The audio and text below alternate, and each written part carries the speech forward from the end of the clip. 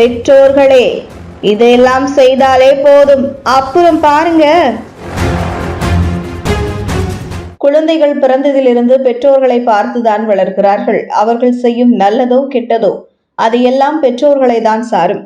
பொதுவா ஒரு பழமொழி சொல்வார்கள், தாயை போல பிள்ளை நூலை போல சேலை என்று. பெண் குழந்தைகள் தாயை பார்த்து வளர்வதும் ஆண் குழந்தைகள் தந்தையை பார்த்து வளர்வதும் வழக்கம்தான். பொதுவாக பெண் குழந்தைகள் தன் தாய் செய்யும் செயல்களையே அவர்களும் செய்வார்கள். அதே போல ஒரு தந்தையின் பழக்க வழக்கங்களை தனது ஆண் குழந்தை 5 வயதிலேயே செய்கிறான். அதில் நன்மையும் உண்டு, தீமையும் உண்டு. பொதுவாக தாய் ஏதாவது ஒரு விஷயங்களை குழந்தையிடம் எடுத்து கூறுவது அமைதியான முறையில் சொன்னால் குழந்தைகளும் அமைதியாக கேட்கும். கத்தி சொன்னால் அதே போலதான் குழந்தையும் வளரும். இப்படி சின்ன சின்ன விஷயங்களை பார்த்துதான் வளர்கின்றனர். ஒரு ஆண் தனது வீட்டில் தனது தாயிடமோ மனைவியிடமோ எப்படி நடந்து கொள்கிறாரோ அதை பார்த்துதான் அவரது பையனும் வளருவான். அவர்களை மதித்தால் அவனும் மதிப்பான், திட்டினால் அவனும் திட்டுவான். பெற்றோர்கள் என்பது நமது குழந்தைகளின் வாழ்க்கையை வடிவமைக்கும் ஒரு சிறந்த பொறுப்பாகும். பெற்றோர்கள் தங்களின் குழந்தைகளுக்கு தேவையான விஷயங்களை செய்து கொடுப்பது மட்டுமின்றி அவர்களுக்கான சில பண்புகள் மற்றும் பழக்க வழக்கங்களை கற்றுக் கொடுக்க வேண்டியது அவசியம். இது அவர்களை எதிர்காலத்தில் சிறந்த மனிதர்களாக மாற்றுவதற்கு பெரிதளவில் உதவும். பெற்றோர்கள் முதலில் குழந்தைகளுக்கு கற்றுத்தர வேண்டியது பிறரிடம் கருணை மற்றும் அன்புடன் இருக்க வேண்டும் என்பதைத்தான். அவர்கள் பிறருடன் அன்பாக நடந்து கொள்வதை ஊக்குவிக்கவும் மற்றவர்களின் உணர்வுகளுக்கு மதிப்பளிப்பதன் முக்கியத்துவத்தை கற்றுத்தர வேண்டும். இத்தகைய பண்பை புகுத்துவது குழந்தைகளை நல்லவர்களாக இருக்க வைக்கும். குழந்தைகள் தங்களின் சொந்த உணர்வுகளையும் மற்றவர்களின் உணர்வுகளையும் புரிந்து கொள்ள பெற்றோர்கள் உதவ வேண்டும். குழந்தைகள் தைரியமாக பேசவும் கேட்கவும் ஊக்குவிக்கவும். உணர்ச்சி நுண்ணறிவை வளர்ப்பதன் மூலம் குழந்தைகள் தங்களின் உணர்வுகளை திறம்பட நிர்வகித்து பிறருடன் நன்றாக பழக வழிவகுக்கும்.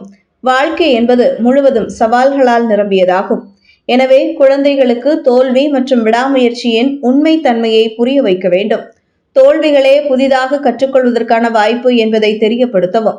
மேலும் கடின உழைப்பு, நேர்மையான சிந்தனையின் மதிப்பை அவர்களுக்கு கற்பிக்கவும். இது போன்ற விஷயங்கள் அவர்கள் துன்பத்தில் துவண்டு போகாமல் இருக்க உதவும்.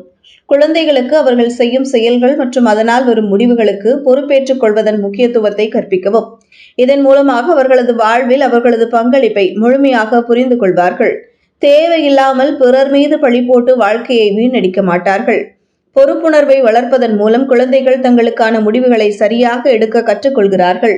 சிறு வயதிலிருந்தே பணத்தை எப்படி கையாள்வது மற்றும் நிதி சார்ந்த விஷயங்களை குழந்தைகளுக்கு கொஞ்சம் கொஞ்சமாக அறிமுகப்படுத்துங்கள்.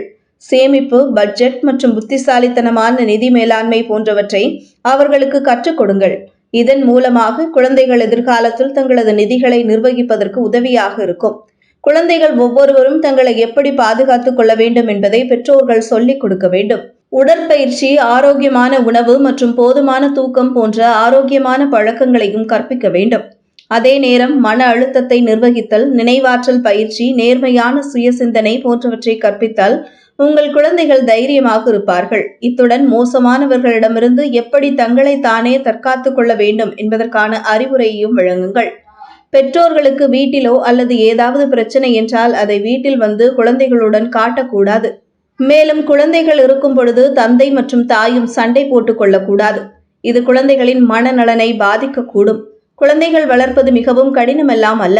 சிறு வயதிலிருந்தே அவர்களுக்கு சின்ன சின்ன விஷயங்களில் மாற்றங்களை உருவாக்கினாலே போதும்.